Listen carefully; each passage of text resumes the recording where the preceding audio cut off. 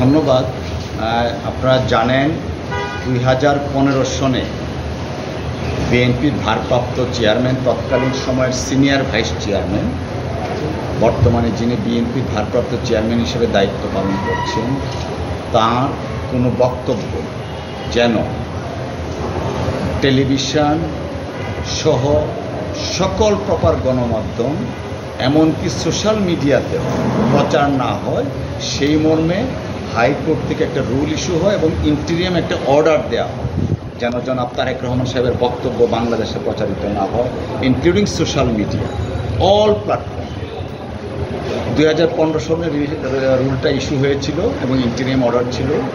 তো এই রিট পিটিশনের যিনি আইনজীবী ছিলেন বা পিটিশনার ছিলেন, অর্থাৎ আইনজীবী হিসাবে উনি পিটিশনার ছিলেন, ওনার নাম হচ্ছে নাসরিন সিদ্দিকা লিনা।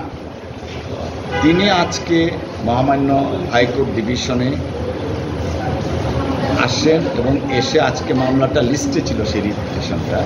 তিনি এসে আদালতে বলেছেন যে এই রিট পিটিশনটা তিনি আর চালাতে চান না, নন প্রসিকিউশন করতে চান। অর্থাৎ এই রিট পিটিশনটা আজকে থেকে আর অস্তিত্ব নেই, নন প্রসিকিউট হয়েছে, রিট পিটিশনটার আর কোনো অস্তিত্ব নেই। এর মধ্যে মাননীয় আদালত বলেছেন আজকে থেকে জনাব তারেক রহমান সাহেবের উপরে ওনার বক্তব্য প্রচারের ক্ষেত্রে যে নিষেধাজ্ঞা ছিল তা আজকে থেকে আর কার্যকরী নয়। যে নিষেধাজ্ঞাগুলো জারি করা হয়েছিল সেগুলো রিকল করে ভ্যাকেট করে দিয়েছেন এবং রিট পিটিশনটাই শেষ করে দিয়েছেন। সবচেয়ে বড় কথা, আসলে কি, যখন এই রিট পিটিশনের রুলটা ইস্যু হয়েছিল এবং ইন্টিরিয়াম অর্ডারটা দেওয়া হয়েছিল, তখন আমরা আপনাদেরকে জানিয়েছিলাম যে প্রত্যেকটা নাগরিকের কনস্টিটিউশনাল রাইটস আছে ফ্রিডম অফ এক্সপ্রেশনের। সেই কনস্টিটিউশনাল রাইটসটাকে ইনফ্রিঞ্জ করে রুল ইস্যু হয়েছিল। আমরা আজকে মনে হচ্ছে যে ন্যায় বিচার পেয়েছি। কনস্টিটিউশনাল রাইটস, যে রাইটসগুলা আপনার প্রিজার্ভ করার জন্য, সমুন্নত রাখার জন্য আইনজীবী সমাজ কাজ করেন, আমরা কাজ করি আদালতে আইনজীবী হিসাবে।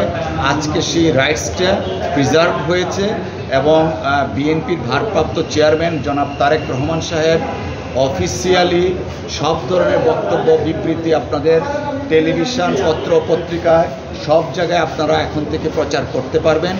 আইনগত আর কোনো বাধা থাকলো না। একটু দাঁড়ান, আমি একটু আরেকটু